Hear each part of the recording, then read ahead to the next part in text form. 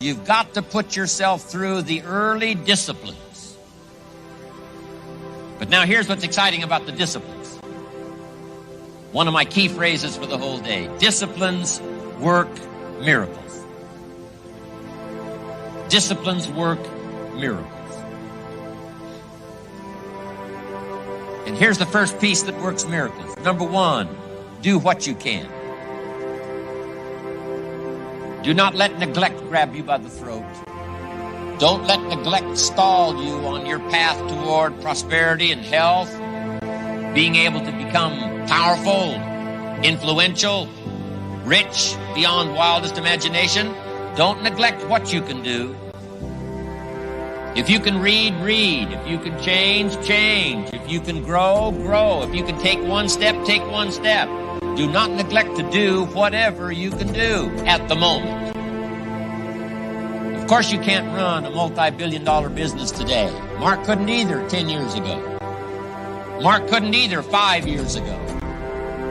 But I'm telling you, today he can do it, because step by step, year by year, he took on what he could do. He didn't neglect it. He did the meetings he could do. He made the calls he could make. He read the books he could read. He took the classes he could take, and step by step, he got himself ready. I'm telling you, do not neglect to do whatever you can do, because it'll work miracles. Of personal development first, productivity second. Now, do what you can. Here's number two, do the best you can. Hopefully you've picked that up, especially from the president's team. That's how they got here, with diamonds in their pens.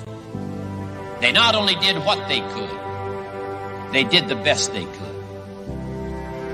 And they've done the best they could. They've been able to do, and I'm telling you, that's why Herbalife has got this incredible reputation. They've picked up Mark's challenge that said, let us grow. Let us start with easy steps first. Let's do what we can first.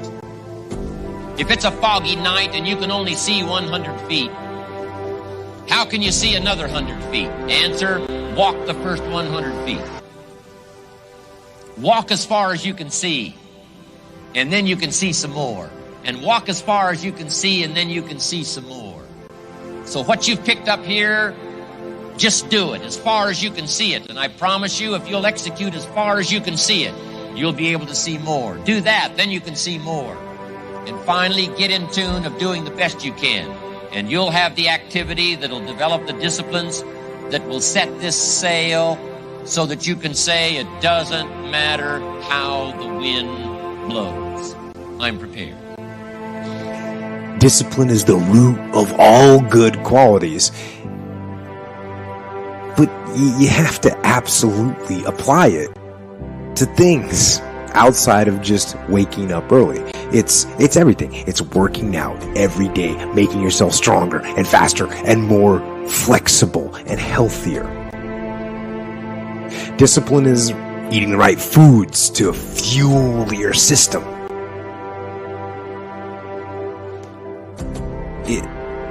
It's about disciplining your emotions so you can make good decisions.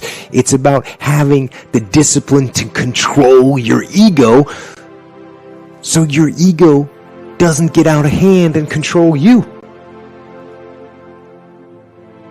It's about treating people the way you would want to be treated. And doing the tasks that you don't necessarily want to do, but that you know will help you or help your team. It's about facing your fears. It takes discipline to face your fears so you can conquer them. And that's what discipline is. Discipline means taking the hard road, the uphill road, to do what's right for yourself and for other people. It's so often the easy path that calls to us to be weak for that moment, to break down for that moment, to give in to the desire and the short-term gratification.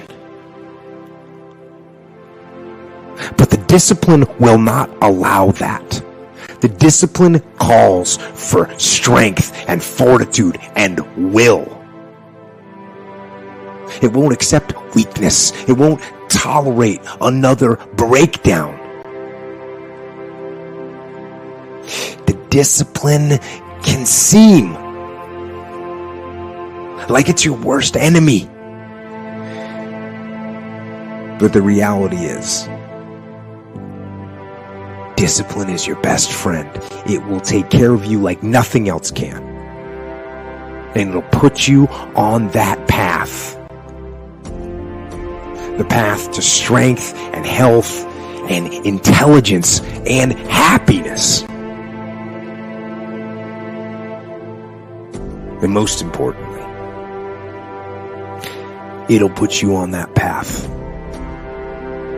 to freedom. You know, I was taught this morning a good way to talk about discipline is you have to discipline yourself to get out of bed in the morning, and you have to discipline yourself to go to bed at night, and all throughout the day, it's one thing after another, disciplining your thoughts, disciplining your mouth, disciplining your attitude, your actions, getting your work done, and on and on and on. And so to say I'm not a disciplined person is actually not true. You have the fruit of self-control. You may not be using it, but you have it. So stop saying, I just can't control myself in that area, because what's in your power to do is in your power not to do. You know, a lot of people are very, very talented. It's amazing to me the talent that some people have.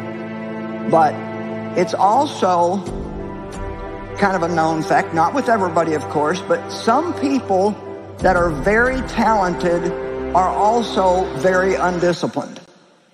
And I know one person, for example, she is talented in so many different things that she can't seem to settle on any one thing and really do anything with it, because she'll get halfway into that and then she gets another idea, and they're all good ideas, but sooner or later you got to harness your power and focus it into one thing. Talent without discipline is like an octopus on roller skates. There's plenty of movement, but you never know if it's going to be forward, backward, or sideways. If you can say yes to something, you can say no to it. The choice is yours. The more you discipline yourself, God's given us self-control. He doesn't control us. He hasn't given us the right to control other people.